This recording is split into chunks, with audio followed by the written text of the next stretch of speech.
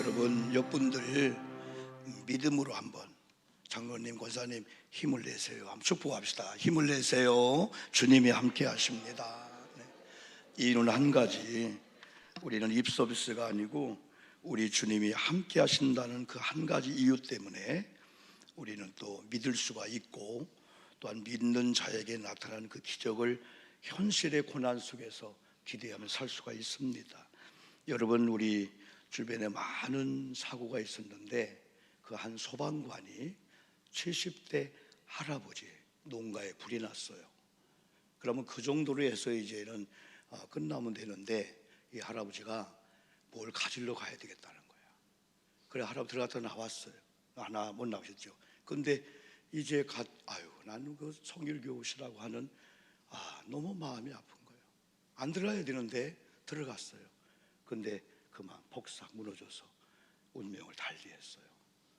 이런 여러 가지 일들이 그 부모에게만 오는 게 아니고 크고 작은 일들이 여러분 저에게도, 여러분에게도, 우리 교회에게도, 잘 나가는 자녀들에게도, 이런 직장도 언제든지 올 수 있다라고 하는 걸 우리가 인지하면서, 그럼 우리가 어떻게, 믿음의 사람들도 나름대로 대처를 하고 사는데 믿음이 없는 사람들도, 우리 믿음의 사람들은 과연 똑같은 고난과 역경 가운데 안 믿는 자는 그래도 신념을 가지고 몸부림을 치면서 수단과 방법을 안 가리고 이기려고 하는데, 믿음이 있다고 소위 하는 우리가 믿음도 아니고 어정쩡하면은 우리는 더 위기를 극복하지 못하고 그냥 고난의 연속 속에 살 수밖에 없습니다.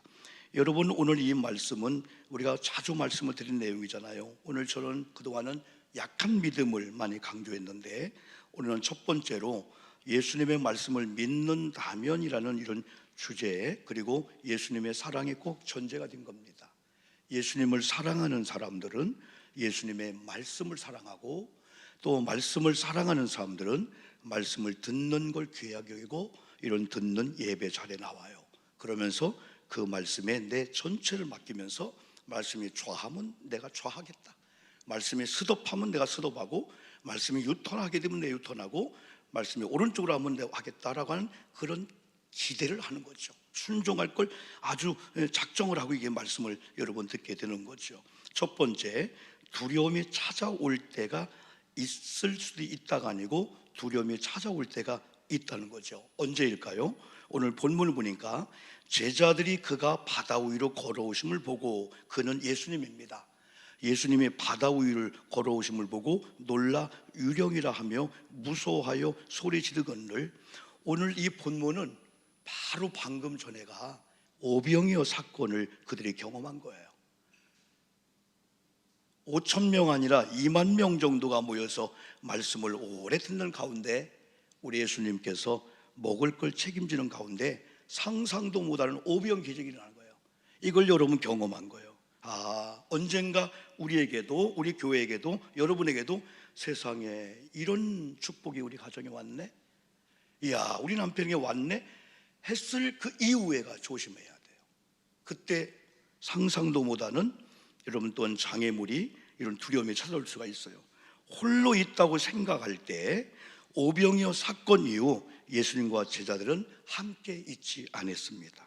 이건 제자들이 예수님을 의도적으로 떠나는 게 아니고 예수님이 또 다른 사역을 위해서 기도하러 따로 산에 올라가시기를 원했습니다.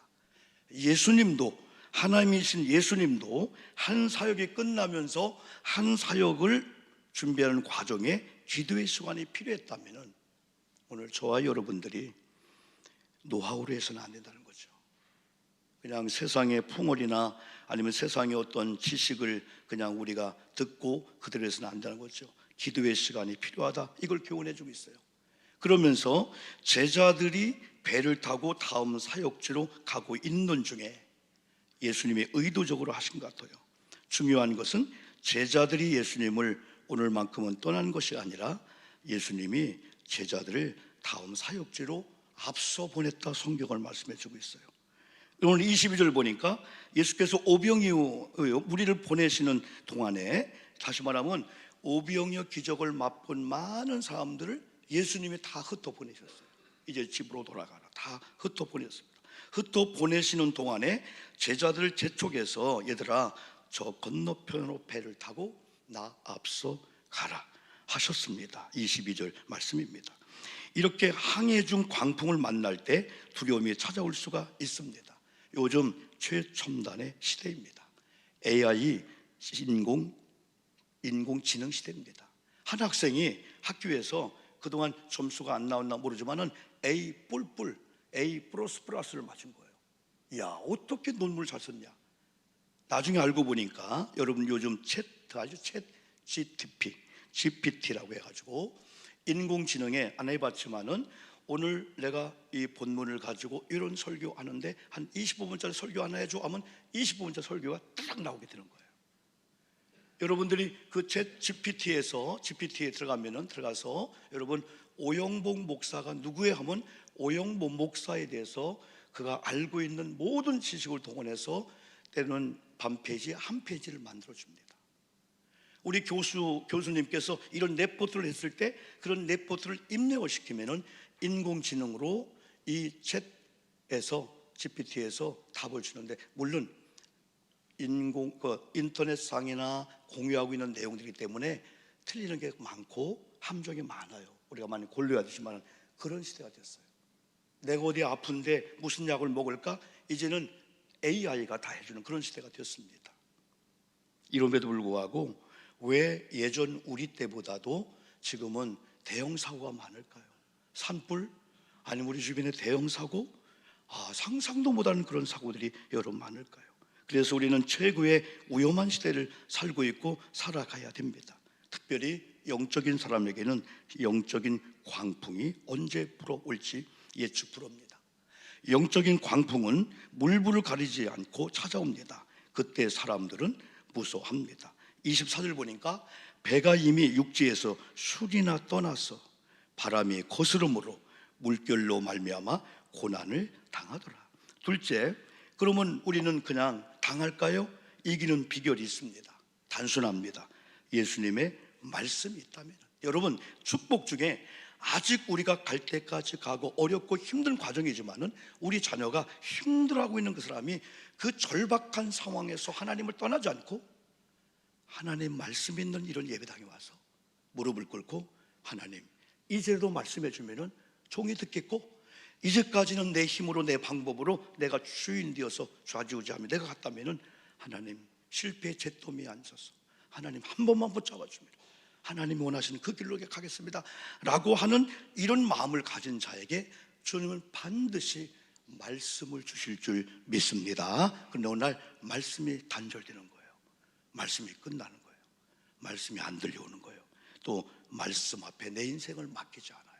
그리고 말씀 있는 현장에 오지를 않습니다. 여러분, 예수님은 구원받은 성도들에게 말씀을 가지고 찾아오십니다. 그래서 기독교를 종교라고 하질 않아요. 그냥 일반적으로 종교가 뭐냐 했을 때 나는 뭐 그리스도교 기독교입니다 하지만은 원래 종교라고 하는 것은 사람이 찾아가는 거예요. 수행, 고행을 통해서 찾아가는 거예요.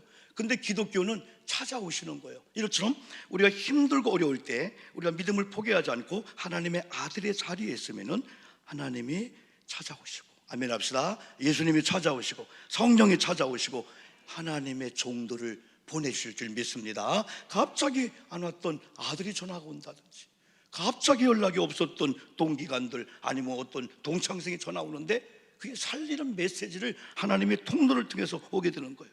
어떤 현장일지, 어떤 상황일지라도.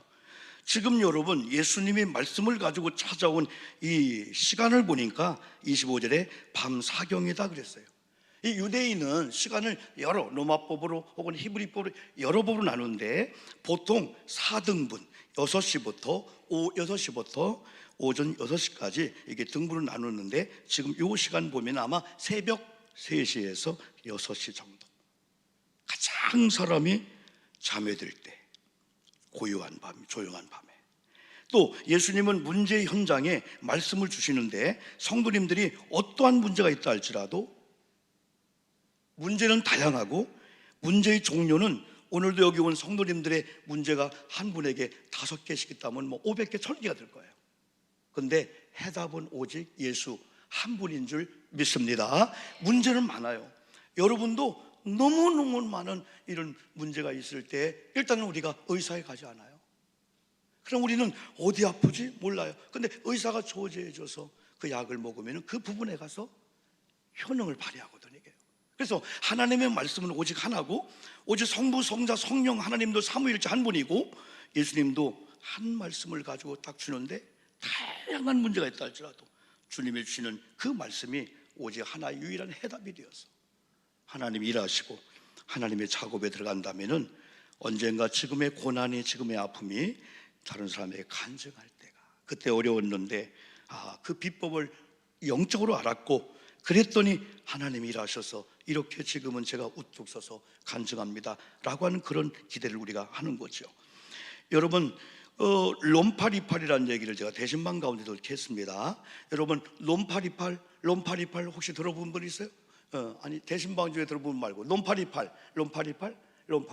화면에 한번 볼까요? 롬파리팔이 뭐냐면요, 롬파리팔 책, 여러분, 롬파리팔이 책의 제목이에요. 한 분이 책을 썼는데 그 책 제목이 롬팔이팔이에요. 그냥 우리 들을 때는 이거 뭐 욕하는 건가? 이게 로마서 8장 28절이에요. 그 책이 하나님의 말씀의 중요성을 가지고 여러분 접근하고 있지만은, 그러나 한마디로 한다면 하나님의 뜻대로 부르심을 입은 하나님의 사람들이 여전히 어떤 상황, 절박한 상황에도 하나님의 뜻에 합당한 자리에 있기만 하면은 결국은 지금의 고난이나 모든 것이 결국에 가서는 합력하여 선을 이룬다라고 하는 이거예요. 그렇다면은 오늘 우리에게 고난이 올 때 아까 찬양대로 왜 나만 겪는 고난이냐고 하면서 불평하지 말라는 거예요. 이 고난의 의미가 뭘까? 이 고난을 통한 하나님의 이 뜻이 뭘까? 그래서 이런 말씀들을 보면은 그래, 로마서 8장 28절 하나님의 뜻대로 부르심을 입은 자가 조건입니다. 아무나가 합력하여 선을 이루면 큰일 나죠. 강도가 막 도둑들이 여러분 선을 이루면 안 되죠.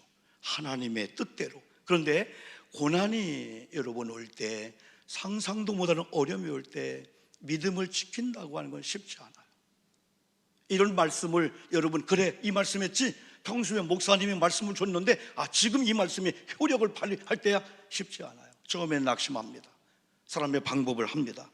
그래도 성령의 사람들이 어느 날 무릎을 꿇으면은 평소에 들은 말씀, 또 하나님이 또 사람들을 보내서 이런 작용을 해서 맞아. 그래서 누구를 만나느냐, 그게 제일 중요한 거예요, 여러분들이요. 한 부부가 여러분요, 이렇게 신혼부부가 결혼 생활 잘 하는 가운데 매일 주변 사람들이 깨를 받으러 왔어. 얼마나 깨가 많이 쏟아지는지, 뭐 걸어가는 자체가 행복한 거예요.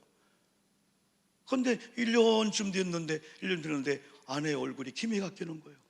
그 옆집에 할머니가, 아니 세대에 왜 요즘 기미가 껴? 나랑 교회 갈까? 아니요, 저 교회 가면 큰일 나요. 그런 어느 날 이제 부부관계가 소원해지고 이제 안 좋은 거예요. 어느 날 여러분 남편이 이렇게 습관적으로, 여러분 그 목욕탕에서 미끄러진 거 조심도 하지만은 목욕탕에서 마르지 않는 물기를 가지고 문턱을 넘고 밟는 순간에 미끄러져 내린 탕을 무지 많다는 거예요. 어제 신문에 보니까 거기 미끄럽지 않는 매트를 꼭 깔아놓으라네요. 거기서 많이 넘어지는 게 많다네요. 그런데 우리 남편은 처음에는 안 그랬는데 그냥 물기도 안 닦고 처벅처벅 그냥 거실을 다 물로 발자국을 남기고 가는데, 여보 그러면 어떻게 해? 여보 그러면 어떻게 해? 한 1년쯤 되니까 나는 원래 그래, 옛날 우리 집에 이렇게 살았어. 그러다가 서로 부부싸움이라는 거예요. 그때 이 부인이 전화를 했습니다. 얘야, 우리가 부부가는 게 좋았는데 우리 남편이 원래 그렇대. 요즘 복잡해. 그러게 그 여자가 하는 얘기가, 소리를 댔다 지르면서 초장에 안 잡으면 안 된다, 네가 죽으면 안 된다, 그런 식으로 해서 막 부부싸움 더 크게 된 거예요. 그런데 여러분 듣기는커녕 두 번째 했는데 남자가 손찌검을 해서 기절을 했습니다. 또 물어봤습니다. 그런 때는 죽은 척하라고, 가만히 있으라고. 그럼 네 남편이 인간이기 때문에 그래 두 번째 죽은 척을 했습니다. 그래도 끄떡이 없습니다. 기절했나 물을 던지라는 거예요. 그때 앞집에 있는 할머니를 만나게 된 거예요. 세대기상에 요즘 나랑 교회 갈까? 내키지 않았는데 얼떨결에 금요 이런 철야 집회를 간 거예요. 말씀이 안 들려와요. 근데 눈물이 나는 거예요. 철양한 거예요. 근데 2번, 3번 가다가 여러분 말씀이 들려오면서 은혜를 받았어요. 그러면서 아까 반대로 섬겨주고 사랑하고 이해한 쪽으로, 그래서 나중에 남편도 교회에 오면서 훌륭한 부가 됐다는 거예요. 대개 사람들이 잘못된 정보와 잘못된 지식을 통해서 우리가 막 약을 막 먹는 거야. 그냥 좋다고 한 약의 절반만 끊어도 여러분 건강해질 수 있고, 한 70, 75세 이상 되어서는 어떤 경우는 검진하지 말래. 종합검진해야죠. 안 해도 되는 것들이 너무 많다는 거예요. 그리고 우리가 잘못된 지식과 정보를 통해서 어떤 집에 가면 약이 한 주먹이 한 주먹, 이런 약 저런 약 한 주먹씩 드시는 거예요. 우리 영적인 사람들은 하나님이 이 문제의 해답을 어떤 걸 줄까? 우리 목사님은, 우리 교회 기도한 저분은 이런 상황 속에서 어떤 메시지를 줄까? 하나님이. 여러분, 우리 이지선 교수 다시 한번 얘기할게요. 지난번에 한번 얘기했잖아요. 23년 전에 교통사고 화상을 입고 27번 수술한 가운데 지금의 모습도 여전히 그런 모습입니다. 근데 23년 전 이화여대를 다니면서 4학년 때 그런 교통사고가 나서 23년 동안 다 잃어버린 가운데 그러나 그는 하나님을 만난 사람이에요. 고난의 이유가 뭐지? 역경의 이유가 뭐지? 그가 지선한 사랑과 책을 쓰면서 하나님 나를 사랑하는구나, 이 일그러지고 화상으로 흉측하고 괴물 같은 이 얼굴을 하나님 사랑하는구나, 그러면서 그때 그 주변에 많은 사람들의 이런 어떤 영향력을 받게 되는 거예요. 신앙인들의 영향을 받는 거야. 신비한 건 이런 사람들은 어느 날 사람들을 딱 끊어줄 사람 끊어주면서 믿음의 사람, 신앙의 사람을 붙이니까 회개도 하면서 하나님 앞에서 바로 서게 되는 거예요. 저는 그가 여러분 첫 강의하면서 그 사진 안 오늘 그 사진 강의를 하면서 참 마음에 와닿는 게 있어요. 꽤 괜찮은 해피엔딩. 이게 남들이 볼 때는 교만할지 모르지만은 결국은 23년 동안 좌절도 했고 절망도 했고 삶을 포기하려고도 했는데 하나님의 때는 사람들을 통해서, 환경을 통해서 내가 다시 한번 믿음을 일어났고 이 모습도 하나님 나를 사랑한다 그랬을 때 23년 만에 이화여대 정식 교수가 되어서 첫 번 강의할 때 학생들 앞에 한 내용 중에 하나가 꽤 괜찮은 해피엔딩. 이 말이 참 제 마음에, 그래 스크랩을 해가지고 제 에버노트에다가 이 보관해놨습니다. 정말 우리가 고난과 역경과 이런 아픔 그런 가운데 우리가 꽤 괜찮은 해피엔딩이 올 거야. 이기자, 견디자. 그러나 내 힘으로 안 되지. 그러다 보니까 말씀을 파고 들어갈 수밖에 없죠. 하나님 말씀에 주시옵소서. 제가 무엇이 고장났고 무엇이 삐뚤었고 이런 상황이 올 수밖에 없는 이유가 뭘까요? 한없이 밤잠 안 자면서 회개하며 눈물 뿌려 기도할 때 하나님은 때는 목사님을 통해서, 해는 자녀를 통해서. 여러분, 사랑하는 성도 여러분, 두려움이 찾아올 때가 있지만은 이기는 비결은 여전히 하나님은 말씀을 가지고 여러분을 찾아오는데 중요한 것은 계시록 3장 20절 내가 문 밖에 서서 두드리노니 안에 있는 너희가 내 음성을 듣고 열면은 내가 들어가서 같이 교제할 거야.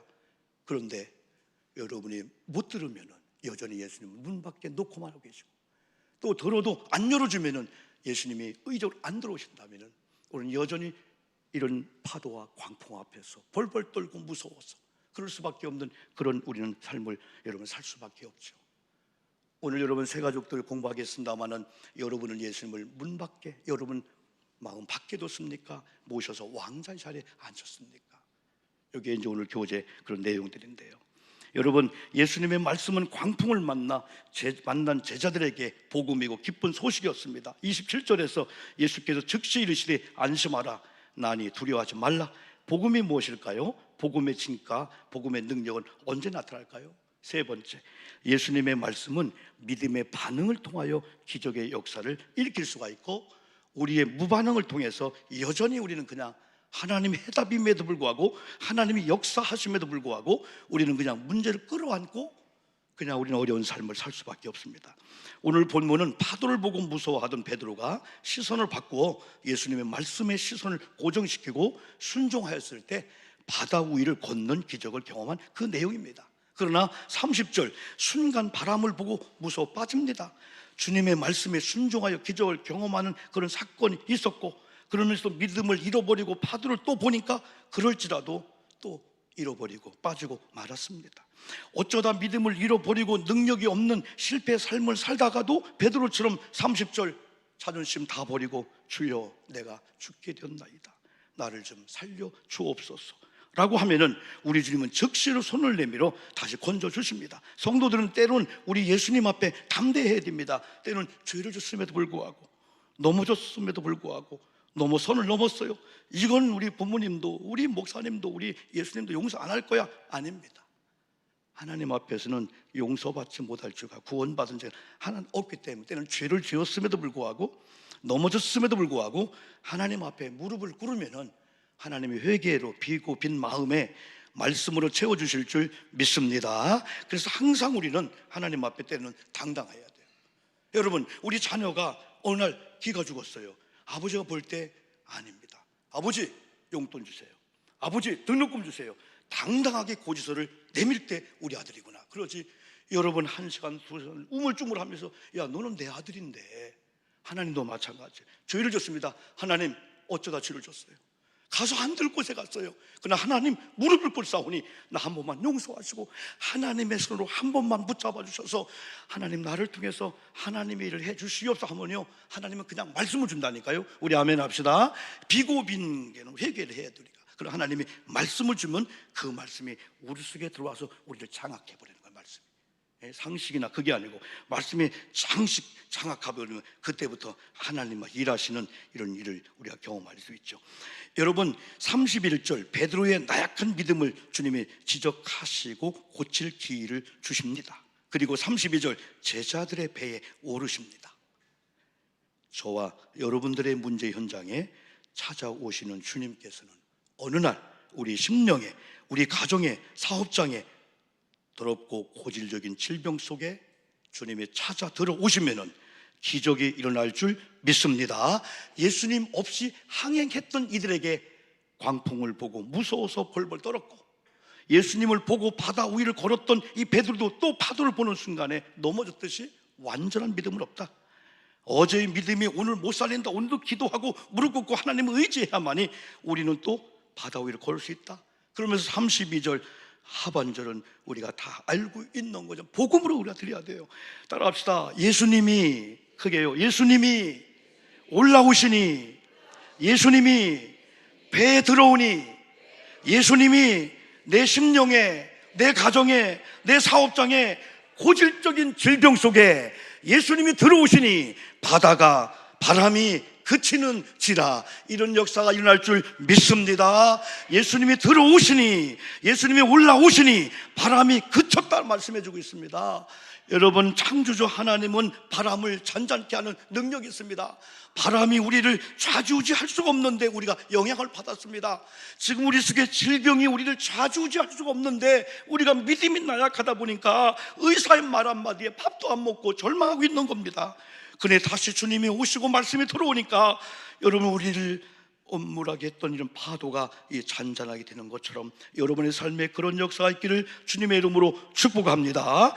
문제의 원인과 이유를 자세히 살펴보면 어느 날 예수님을 모시는데 실패한 것입니다. 나도 모르게 말씀의 현장에 오는 것이 점점 줄어들고 마침내는 주님 없이, 주님 말씀 없이 옛날 내 실력 노하우로 어떤 일을 돌리고 하다 보니까, 그러다가 광풍을 만나니까 속수무책입니다. 그런데 다행입니다. 그 정도의 고난으로 주님을 다시 찾는 지혜가 있다면요, 지금 우리가 당하는 고난의 정도가 크든 작든 간에 그것이 다시 주님께 돌아오고 주님 필요성을 알고 주님 말씀해 주시옵소서라고 무릎을 꿇는 그런 단계라면은, 근간이라면, 여러분들이 예수님을 잃지 않았기 때문에, 또 예수님의 말씀을 잃지 않았기 때문에 주님은 다시 말씀을 주는 순간에 상상할 수 없는 그런 하나님의 해결, 하나님의 해답으로 인해서 정답을 보듯이 이제 그런 삶의 은총을 경험하죠. 결국 여러분 본문 말씀은 아무리 큰 광풍이지만은 주님 없는 삶은 위험하다. 반드시 주님을 모시고 살아야 된다. 주님의 말씀이 있었고 그 말씀에 대한 여러분 긍정적인 신앙의 믿음의 반응이 있을 때에 바다의 바람도 그치는 여러분 역사, 이런 기적, 이런 결과가 나타난다는 이 말씀입니다. 여러분, 예수님께서 우리의 삶의 현장에 들어오시는 순간 큰 광풍이 잔잔했다. 근데 중요한 것은 여러분, 거기에 있는 수많은 제자가 들었는데 베드로만 예수님을 보았고 예수님처럼 바다를 걸었고 빠지고 실패했지만은, 그러나 실패한 베드로를 하나님이 다시 여러분 세워주지요. 그래서 그의 나약한 믿음을 여러분 고쳐주면서 또 하나님 계속해서 이런 말씀으로 여러분 역사합니다. 여러분, 우리가 한 주간을 살면서 우리는 사순절입니다. 사순절을 우리가 어떻게 살까요? 예수님을 사랑하는 마음으로 말씀을 사랑하면서 때로는 믿고 구하시고 응답을 받으시고 또 저와 여러분의 삶에 적용하심으로 사람이 할 수 없는 오직 주님만이 역사하는 그런 기적을 경험하되, 이런 경험은 하나님 말씀의 현장에, 말씀을 읽을 때, 말씀을 기록할 때, 말씀을 들을 때 우리의 믿음의 반응이 어떠냐에 따라서 우리가 기적을 경험할 수 있다. 여러분, 순종하시고 말씀을 삶에 적용하시면서 한 줄도 안 들 수 없는 그런 상황 속에서 안 들 수 없는 거룩한 부흥을, 이런 기적을 경험해 사시기를 주님의 이름으로 축복합니다.